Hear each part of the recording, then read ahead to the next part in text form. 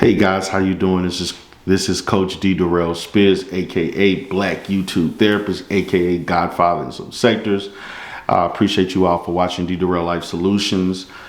Today, I would like to focus on your participation in YouTube content as a content creator or panelist or viewer. Has it helped you cope with your mental illness, or did it cause your mental illness to become worse? So I'm going to be very curious to get the reaction and get what I would say responses from people who have a mental illness, bona fide mental illness diagnosed by a mental health professional, not a self-diagnosis. And I want you to kind of talk about how has YouTube affected your mental illness or social media? Has it allowed you to cope or be used as a positive coping mechanism to learn psychoeducation, to take your mind away from things, to help you relax, help you go through your day? Or has YouTube been a negative, or has it caused a negative effect in worsening your symptoms and causing you to even decompensate? From my position as a mental health professional, I have seen YouTube cause people to nearly decompensate to a level that they've never seen before. I've seen YouTube cause people to want to commit suicide. I have witnessed people go into psychotic breaks, anxiety attacks, unstable mood related situations.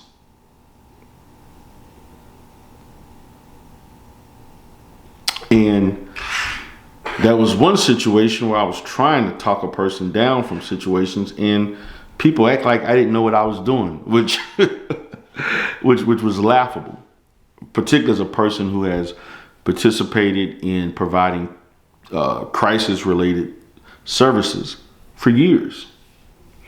I have seen people contact me out of the blue about someone losing it several times.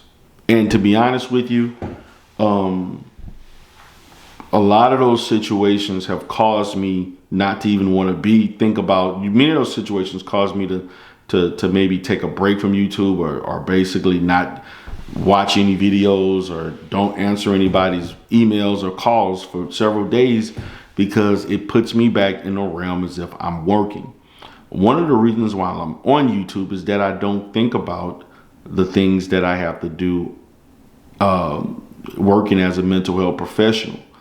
And I would like to pretend to have a persona, which people don't want me to do. I wanted to be a godfather. I wanted to be just D Durrell talking craziness on YouTube.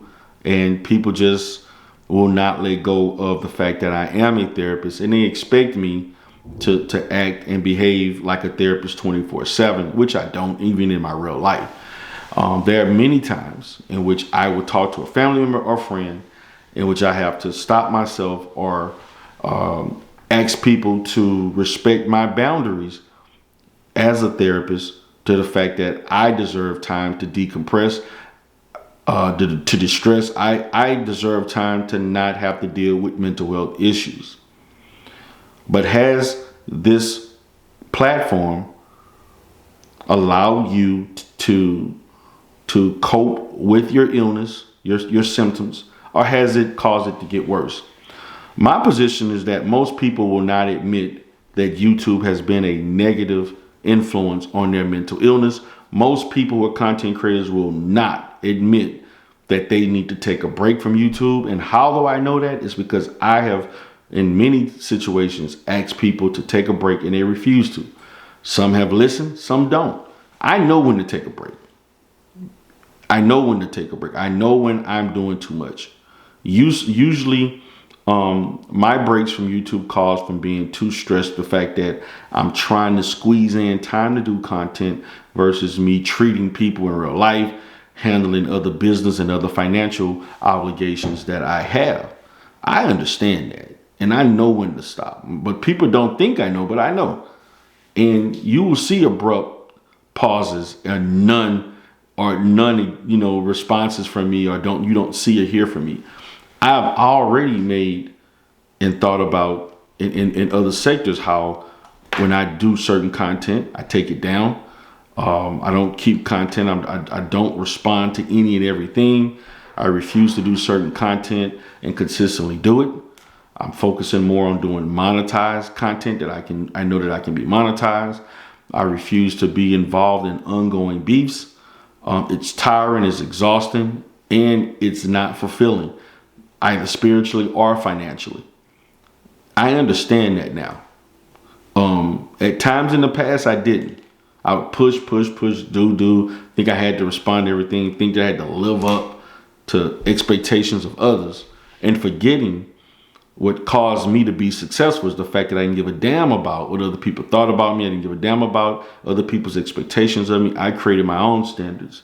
And I had to basically take a step back and realize what I was doing and realize how I need to move forward. So there have been incidents in which YouTube can be exhausting for me, even as a person that is highly functional. But I have listened and I have talked to people offline who have a mental health diagnosis that have struggled at times. They have struggled. There are people who have done things to cause people to be depressed because they wanted to get at them. They wanted revenge porn. They wanted to embarrass people. They want to go looking up information. These are the risks that you take as a content creator or even a panelist in a sector, because you are susceptible to the same BS. If you're in a sector or you're in a certain group or certain space, these are the things that put you at risk.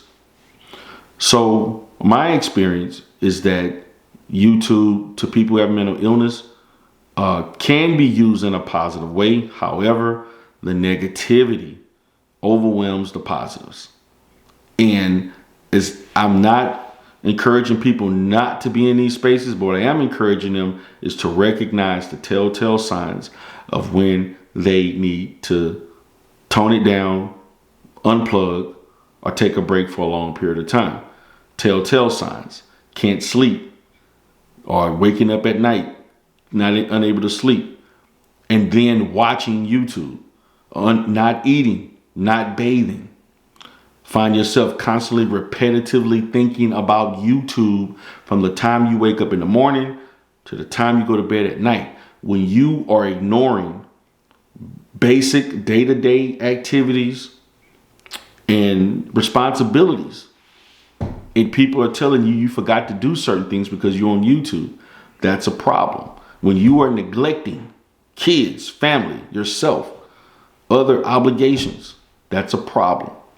When you refuse to eat and starving but doing a 4-hour live stream, that's a problem. When you're not bathing for days, but you're constantly on YouTube and you're editing videos and you're posting things, you're looking up research, that's a problem. When you constantly find yourself being confrontational to others in your real life because of things that are going on YouTube, that is a problem. When you find yourself having conversations with other people that is sector related or whatever sector you're in or whatever topics on YouTube, and people are looking at you as if you're odd or weird, that is a problem. Because people in real life are not going to respond to YouTube jargon the way people on YouTube will.